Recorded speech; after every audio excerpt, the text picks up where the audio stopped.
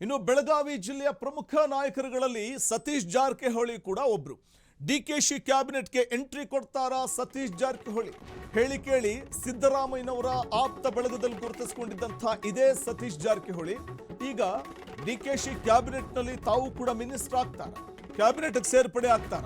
ಬೆಳಗಾವಿ ರಾಜಕೀಯದ ಅಲಿಖಿತ ಸುಲ್ತಾನನಿಗೆ high command red carpet ಹಾಕುವ ಸಾಧ್ಯತೆಗಳಿವೆ. ಸೈಲೆಂಟ್ ಆಗಿದ್ಕೊಂಡೆ ವೈರಿಗಳ ಕೋಟೆಯನ್ನು ಉರುಳಿಸುವ ಚತುರ ರಾಜಕಾರಣಿ ಅವರು.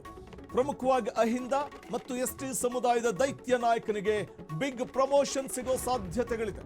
ಕ್ಷೇತ್ರದಲ್ಲೂ ಕೂಡ ರಾಜ್ಯದಲ್ಲೂ ವೈಯಕ್ತಿಕ ವರ್ಚಸ್ಸನ್ನ ಹೊಂದಿರುವಂತಹ ಮಾಸ್ ಲೀಡರ್ ಅವರು. ಸತೀಶ್ ಜಾರಕಿಹೊಳಿಗೆ ಕೆಪಿಸಿಸಿ ಅಧ್ಯಕ್ಷ ಪಟ್ಟ ಹಾಗೂ ಪ್ರಮುಖ ಖಾತೆ ಸಿಗೋ ಸಾಧ್ಯತೆಗಳಿದೆ. ಅಂದ್ರೆ ಸತೀಶ್ ಜಾರಕಿಹೊಳಿ ಕೆಪಿಸಿಸಿ ಅಧ್ಯಕ್ಷರಾಗಿಯೂ ಕೂಡ ಅವರು ಬಹುಶಃ ಅವರೇ ಇಂಟ್ರೆಸ್ಟ್ ಅನ್ನು ತೋರಿಸಿದಂತೆ ಹಿಂದೆ ಹೇಳಿದಂತೆ ಕೆಪಿಸಿಸಿ ಅಧ್ಯಕ್ಷ ಪಟ್ಟದ ಮೇಲೆ ಕಣ್ಣಿಟ್ಟಿದ್ದಾರೆ.